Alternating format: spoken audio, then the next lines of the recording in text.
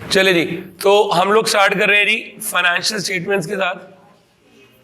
हाँ जी, और ये जो फाइनेंशियल स्टेटमेंट्स है, ठीक है जी, इस फाइनेंशियल स्टेटमेंट्स का मतलब क्या है जी, हम लोग इसको बोलते हैं जी फाइनल अकाउंट्स। ठीक है जी, अब फाइनल अकाउंट्स से मतलब क्या है कि ये ना कंपनी के या किसी ऑर्गेनाइजेशन का लास्ट अकाउंट है, इसके बाद कुछ भी नहीं बनता। सबसे पहले देखते हैं इसकी जरूरत क्यों पड़ी। ठीक है जी, हम लोगों का ना एक अकाउंटिंग साइकिल था जो हम लोगों ने पढ़ा। सबसे पहले हमारे पास क्या आती थी जी, ट्रांजेक्शन्स। ठीक है जी, फिर हम लोग इसकी क्या करते थे जी, रिकॉर्डिंग। रिकॉर्डिंग करने के लिए हम लोगों ने क्या बनाया, जर्नल। अगर छोटा बिजनेस है, बड़ा बिजनेस है, तो हम लोगों ने क्या बनाया जी, लेजर। ठीक है जी, फिर इसके बाद हम लोगों ने क्या किया जी, रिकॉर्डिंग करने के बाद हम लोगों ने क्या करी जी, क्लासिफाइंग। ठीक है जी, क्लासिफाई करने का मतलब क्या था, grouping similar nature items eight one place, जिसके लिए हम लोगों ने क्या बनाया, लेजर। ठीक है जी, फिर हम लोगों ने क्या बनाया, समराइजिंग। समराइजिंग के अंदर हम लोगों ने क्या देखा कि भाई फर्म क्या बना रही है, ट्रायल बैलेंस देख रही है कि भाई किससे कितने पैसे लेने, किससे कितने पैसे देने, जिसके लिए क्या बनाती है, ट्रायल बैलेंस, समराइजिंग का पार्ट। लास्ट पार्ट मेरे पास क्या आ जाता है जी, इंटरप्रिटेशन ऑफ रिजल्ट्स। अब हर फर्म देखना चाह रही है कि भाई जो भी मैंने काम कुम किया, जो भी इतनी सारी मेहनत करी, इसके बाद मेरे को प्रॉफिट हुआ या मुझको लॉस हुआ, जिसके लिए वो कौन सा स्टेप बनाते हैं जी, इंटरप्रिटेशन ऑफ रिजल्ट्स। तो ये जो फाइनेंशियल स्टेटमेंट है, ये किसके लिए बनाई जा रही है, फॉर इंटरप्रिटेशन ऑफ रिजल्ट्स। ठीक है जी, अब रिजल्ट कैसे कैसे निकालने हैं, क्या क्या चीजें करनी है, वो समझाने लगे। इंटरप्रिटेशन रिजल्ट्स में क्या होता है, अब जब मैं, अभी किसी ने कुछ कॉपी निकाला, सिर्फ बात सुननी है, तो जब मैं फाइनेंशियल स्टेटमेंट बनाऊंगा तो इसके ना दो पार्ट्स होते हैं इस फाइनेंशियल स्टेटमेंट्स के, जिसको मैं फाइनल अकाउंट भी बोलता हूं। इसके दो पार्ट कौन कौन से होते हैं, एक तो होती है बैलेंस शीट। क्या ये कभी से पहले हम लोगों ने कभी बनाई है बैलेंस शीट?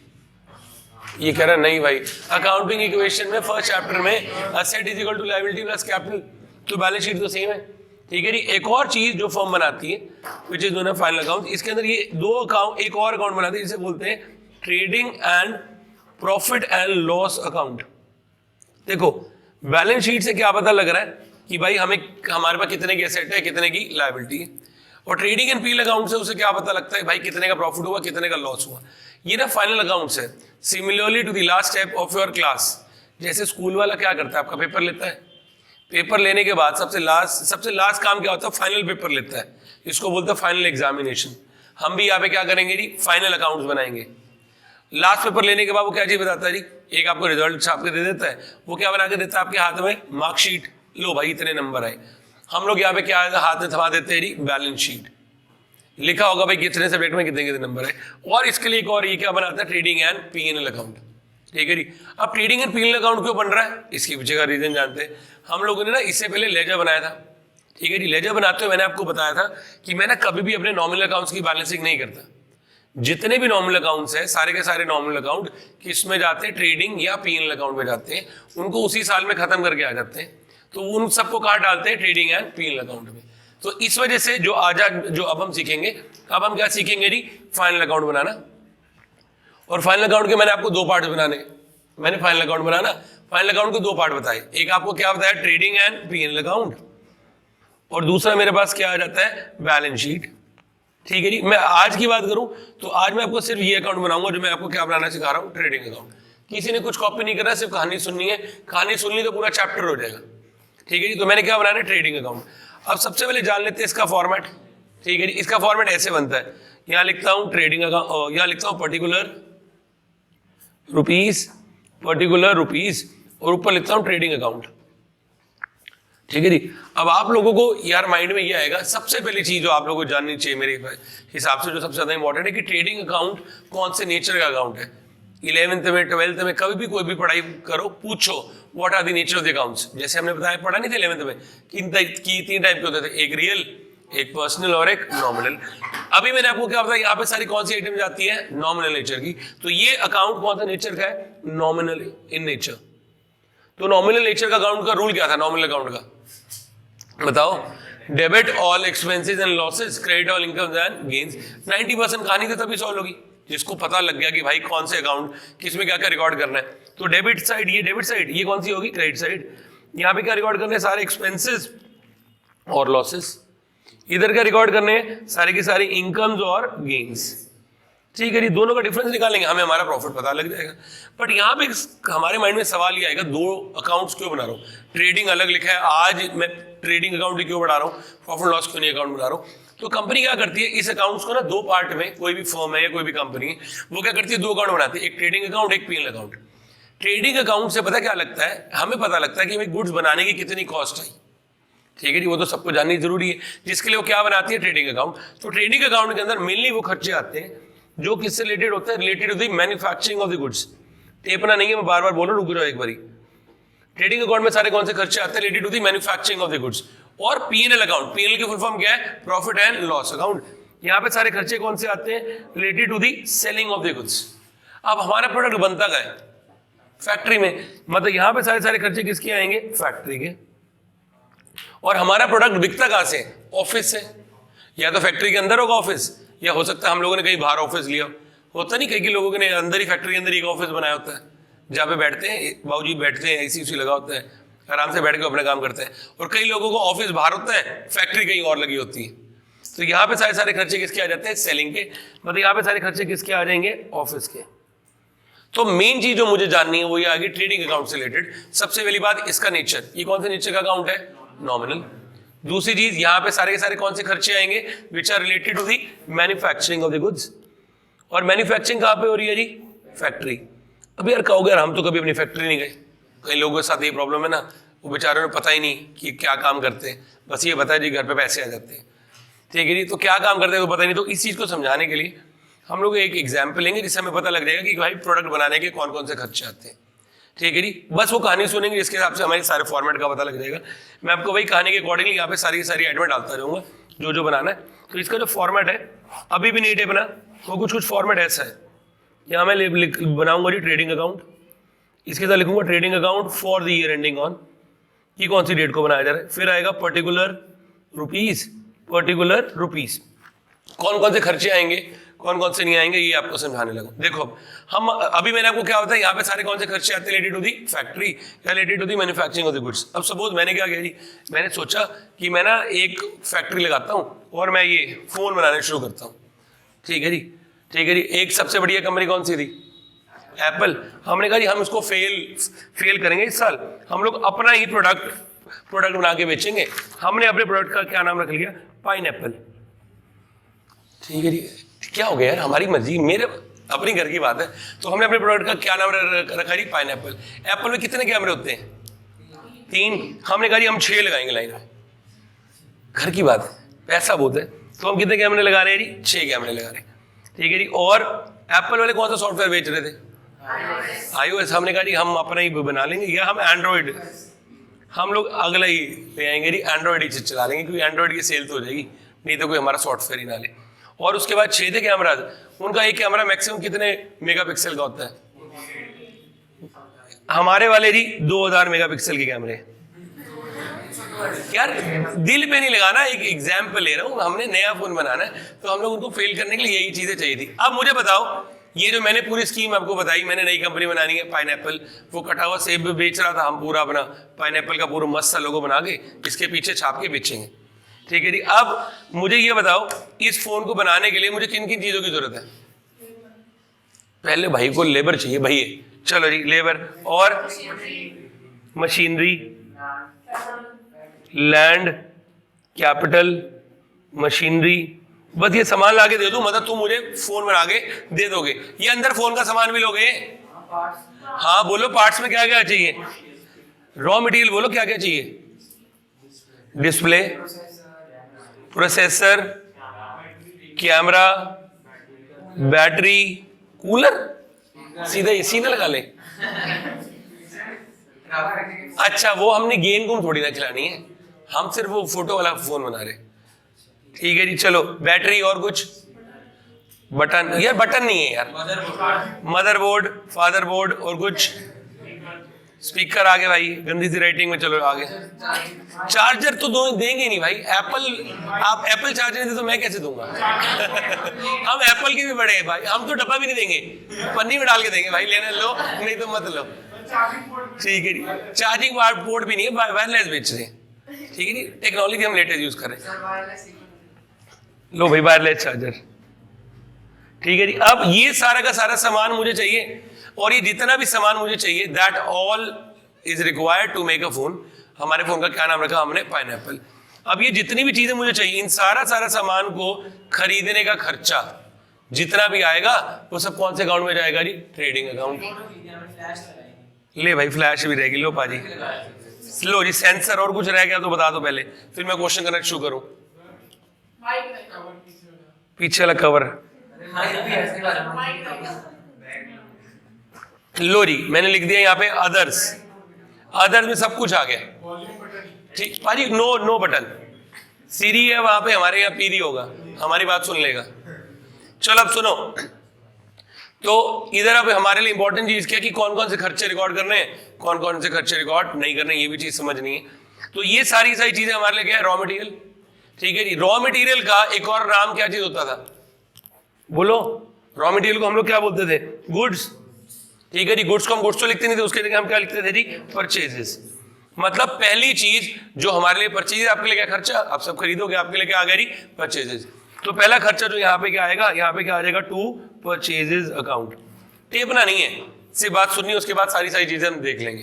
ठीक है जी। तो पहले खर्चा क्या आ गया? To purchase account. भाई आगे चलते जाइए नेक्स्ट। अब इसके बाद हम लोगों ने क्या चीज डिसाइड किया? ये सारा का सारा सामान तो हमें यहीं से मिल जाएगा, बट मैं कह रहा था हमारा जो फोन है ना, उसकी जो यूएसपी होने वाली है वो कैमरा ही होने वाली है। एप्पल वाला भी इसे कैमरे के लिए बेच रहा है, तो हम भी कैमरे के लिए बेचेंगे। और हम लोगों ने क्या किया? कैमरों के लिए ना एक बहुत शानदार सी कोई वो ढूंढ ली कंपनी। ठीक है जी। मेरे हिसाब से सबसे बेस्ट कैमरा तो सोनी बनाता है। ठीक है जी। तो हम गए सोनी के पास। ठीक है जी। मैंने बोला सोनी भैया कि आप ना मुझे एक ऐसा कैमरा दे दो जिसके अंदर 2000 मेगापिक्सल का कैमरा हो। कह रहा भाई ठीक है ले लो, पर क्या, अब सुनो, जो ये टेक्नोलॉजी है 2000 मेगापिक्सल वाली, क्या ये कॉमन है? सबके पास थोड़ी कैमरा। मैक्सिमम 10, 20, 15, 100, इससे ऊपर तो कोई मेगापिक्सल का बनाता ही नहीं है। चलो मान लिया 200 भी होएगा, पर 2000 मेगापिक्सल फोन के अंदर लेके आना बहुत मुश्किल टेक्नोलॉजी है। ठीक है जी। तो उस बंदे ने टेक्नोलॉजी के ऊपर बहुत सारा पैसा खर्च किया होगा, और उसने उसका क्या लिया होगा? पेटेंट। तो वो कहेगा ठीक है जी मैं आपको कैमरा तो दूंगा, मैंने कहा मुझे इसका साथ साथ पेटेंट भी दे दो ताकि मैं इसे यूज कर पाऊं। मैं अपने फोन पे लगा के बेचूंगा, भाई 2 मेगापिक्सल का कैमरा है, 2000 मेगापिक्सल का कैमरा है, तो लोग मेरे फोन को खरीदेंगे। तो इसके लिए मैंने उसका क्या ले लिया? Patent. And I will pay some money to the Sony for using that particular patent. उसे मैं क्या बोलता हूं जी? रॉयल्टी। मतलब अगला खर्चा मेरे पास क्या आ गया जी? To royalty. रॉयल्टी क्या थी? अभी मैंने बताया क्या थी रॉयल्टी? जो पैसा मैंने किसको पे किया? सोनी को, कि भैया आपकी टेक्नोलॉजी हम यूज करेंगे। यहां तो कोई दिक्कत? अब क्या करेंगे जी? यहाँ पे हमने उसको सोनी वाले को पैसे दे दिए और हमने बोल दिया कि अब हम कंपनी बना रहे हैं, तो मुझे उम्मीद है जी पहले साल कम से कम मैं 50 मिलियन फोन तो बेच ही दूंगा, ऐसी उम्मीद थी। ठीक है जी। और मैंने उसको 50 मिलियन के अकॉर्डिंगली उसको ऑर्डर कर दिया कि भैया हर फोन में 6 कैमरा है, आप मुझे ऐसे करो सारे कैमरे भेजो। अब सोनी कहाँ की कंपनी है? सोनी कहाँ की कंपनी है? जापान। ठीक है जी। और हम लोग कहाँ पे रहते हैं? हमारी फैक्ट्री क्या है? हरियाणा। हरियाणा के अंदर भी स्पेसिफिकली मैं बात करूं तो पानीपत। पानीपत के अंदर भी अगर स्पेसिफिकली बात करूं तो हुड्डा में मैंने सेक्टर 29 में फैक्ट्री लगाई, और मेरी फैक्ट्री का नंबर है 1313, किराए पे ली हुई है मोहित से। ठीक है जी। अब मेरा जितना भी खर्चा होगा उस जापान से माल यहाँ अपनी फैक्ट्री तक लेके आने के लिए सब कौन से अकाउंट में जाएगा जी? Trading account. ठीक है जी। अब बताओ माल कैसे आएगा? चाइना से या ट्रांसपोर्ट पे तो आएगा। देखो लेके आने के तरीके बताओ ना, प्रैक्टिकली सोचो। या तो बाय एयर आएगा या बाय शिप आएगा, ट्रेन तो वहां जाती नहीं। ठीक है जी। और ई रिक्शा बेचारी पहुंच नहीं पाती। तो यहाँ पे हमारे पास सामान कैसे आना जी? या तो बाय एयर या बाय शिप। अब फिर दोबारा से चीजों को प्रैक्टिकली इवैल्यूएट करेंगे तो ज्यादा समझ में आ जाएगा। मैंने बोल दिया भैया सोनी की आप हमें सामान दे दो, सामान तो हमें देने के लिए तैयार हो जाएगा। अब सामान जापान से लेके यहाँ आना है, अगर मैंने बाय एयर लेके आना है तो ऑब्वियस ही बात है सामान का फेंका जाएगा उसके एयरपोर्ट पे। क्या एयरपोर्ट वाला सामान फ्री में रखने देगा? पैसे लेगा ना यार, अनजान शहर है। वो हमसे क्या लेगा जी? Port charges. Port charges PORT। और अगर तेरा बाय शिप आएगा तो वो हमसे लेंगे dock charges, DOCK, dock charges. ये वो नहीं जो मम्मी तुम्हारी बेचारी तुम्हें प्यार से बोलती है DOG। ठीक है जी। ये क्या है जी? Port charges. दूसरे क्या है यहाँ पे? Dock charges. अभी रुको जा भाई, लेके आ रहा हूँ, सब दूंगा, चिंता मत कर। चोरी से नहीं सामान लेकर, सब इज्जत से लेके आऊंगा। तो यहाँ पे मैंने अगला खर्चा क्या पे करी थी, पोर्ट चार्जेस। उससे अगले मैंने क्या पे कर दिए जी, डॉक चार्जेस। डॉक चार्जेस किसी चीज के लिए पे किए, उनके डॉक पे सामान रखने के लिए, और एयरपोर्ट पे हमने कौन से चार्जेस पे कर दिए जी, पोर्ट चार्जेस। अब ये सारे चार्जेस हमने पे कर दिए। अब माल उनके एयरपोर्ट पे आ गया, या उनकी माल उनके जो शिप वाला पोर्ट है वहां पे आ गया। अब माल जापान से मुझे कहां लेके आना जी, इंडिया। कैसे आएगा, हमें कोई ना कोई शिपिंग कंपनी चाहिए होगी, इसके लिए कंपनीज बनी है स्पेशली। DHL का नाम सुना ना किसी ने, हाँ, फेडेक्स, सारी बड़ी बड़ी कंपनीज है। और हमने भी क्या किया, ऋत्विक की बात मान के फेडेक्स वालों से ऑर्डर कर दिया। जो लोग इंपोर्ट करते हैं ना उनको ये प्रोसेस पता होगा, ठीक है जी। तो हमने फेडेक्स को बोल दिया कि भैया हमारा सामान आ रहा है, एक कंटेनर आएगा, आप ले आना। क्या फेडेक्स वाला हमारा भाई सामान फ्री में लेके आएगा, क्या लेगा, पैसा मींस किराया या भाड़ा। उस किराए को हम लोग क्या बोलेंगे जी, कैरेज। तो अगला खर्चा क्या आ गया, कैरेज। या लिखा आ जाएगा कैरेज इनवर्ड्स, या आ जाएगा टू कैरेज ऑन परचेजेस। सबका मतलब एक ही है, कैरेज हो, कैरेज इनवर्ड हो, कैरेज ऑन परचेज हो। जैसे भवी बोल दिया कैरेज, भवदीप बोल दिया कैरेज इनवर्ड, भवदीप सिंह बोल दिया। तीनों का मतलब तो एक ही है यार, चाहे कैरेज हो, चाहे कैरेज इनवर्ड हो, चाहे कैरेज ऑन परचेज हो, तीनों क्या है जी, माल लेके आने का किराया। अब ध्यान देना जी, मेरे साथ साथ चलना, मतलब साथ साथ सामान लेके आना। तो अब हमारा माल हमने वहां पे फेडेक्स वाले को पैसे दिए, चाहे बाय शिप आएगा चाहे बाय एयर आएगा, वो हमसे कुछ किराया लेगा, उसे हम क्या बोल रहे हैं, कैरेज। अब हमारा माल वो इंडिया में लेके आ जाएगा, ठीक है जी। इंडिया में एयरपोर्ट ऑब्वियस ही बात है, पानीपत तो है नहीं, पानीपत तो सिर्फ गंदा नाला ही जाता है, ठीक है जी। तो हमारा माल कहां से आएगा, बाय एयर या बाय शिप, जैसे भी माल आएगा तो माल उधर ही फेंक देगा। पानीपत के आसपास पड़ेगा जी सबसे पहले कांडला पोर्ट, तो हमने कांडला पोर्ट पे फेंक दिया अगर बाय शिप आ रहा है। अगर बाय एयर आ रहा है तो हमने दिल्ली एयरपोर्ट पे सामान फेंक दिया, ठीक है जी। अब सामान यहाँ से बाहर निकालना है, इंडिया में आगे थोड़ा सा करप्शन भी है, थोड़े पैसे उसे भी देने पड़ेंगे। तो हमें क्या बोलेंगे, सर पैसे दो, ठीक है जी। वो हमसे यहाँ पे 3 टाइप के चार्जेस मांग सकते हैं। सबसे पहले वो हमसे क्या मांगेगा, कस्टम ड्यूटी, कि भाई कस्टम के पैसे दो, ये माल तो इंडिया में लेकर आना अलाउड ही नहीं था, इतने % ड्यूटी है। फिर हमने कस्टम ड्यूटी पे कर दी, कहेगा भाई क्लियरिंग चार्जेस भी दो एयरपोर्ट से बाहर निकालने के। या हो सकता है उसके ऊपर हमें क्या पे करनी पड़ जाए, इंपोर्ट ड्यूटी। यही तीनों ड्यूटी लगी तो और कुछ सुने नहीं, और इसके अलावा कोई टैक्स भी लगता है बाहर से लेकर आने के लिए। मतलब हमने सुना नहीं यार, कभी बार बोलते हैं हमारा सामान कस्टम वालों ने पकड़ लिया, कि हमें कस्टम चार्जेस इतने पे करने पड़े जब हम बाहर से आते हैं शॉपिंग करके। तो यहाँ पे क्या आ जाएगा, 2 कस्टम ड्यूटी, एक और यहाँ पे क्या आ गई 2 इंपोर्ट ड्यूटी, या इसके बाद क्या आ गया 2 क्लियरिंग चार्जेस। हमने सब कुछ पे कर दिया जी। अब सब कुछ पे करने के बाद फाइनली माल कहां आ गया जी, इंडिया में एयरपोर्ट के बाहर आ गया। मैं टेम्पररी रुक जाओ अभी, ठीक है जी। अब माल इंडिया में आ गया एयरपोर्ट के बाहर। अब माल हमें इंडिया में तो आ गया, मानो वही गुजरात वाले पोर्ट पे आ गया, गुजरात वाला पोर्ट भी अदानी का है, ठीक है जी। अब उसको बोला कि भैया हमें तो माल हरियाणा लेके आना है। कैसे आएगा माल, प्रैक्टिकली सोचो, उसको बोलते हैं ट्रांसपोर्ट, कि हमने अपना माल किस पे फेंक दिया, ट्रांसपोर्ट। सुनते नहीं घर पे, ट्रांसपोर्ट में माल डाल दिए। तो ट्रांसपोर्ट या बाय, या वो कैसे होगा, बाय ट्रक या बाय रेलवेज। वो दोबारा हमसे क्या लेंगे, किराया, ठीक है जी। सपोज हमने मलिक ट्रांसपोर्ट को बोल दिया कि भाई तुम हमारा सामान ले आना, सेक्टर 25 में काफी फेमस है, तो हमने उसको बोला तुम हमारा सामान लेके आ जाना। हाँ, अब वो मलिक ट्रांसपोर्ट हमसे क्या लेगा जी, किराया। और उसके लिए जो हम उसको किराया पे करेंगे उसको हम लोग क्या बोलेंगे, 2 फ्रेट।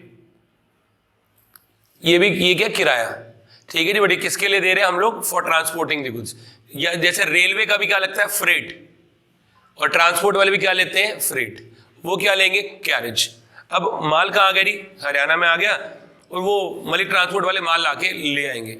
अब माल मलिक ट्रांसपोर्ट वाले क्या हमारे घर तक देने के लिए आएंगे, तुम सबकी फैक्ट्री है, तुम्हें पता है। वो माल फोन कर कह देंगे भैया माल इधर पहुंच गया, ट्रांसपोर्ट पे अपने आप उठा लो।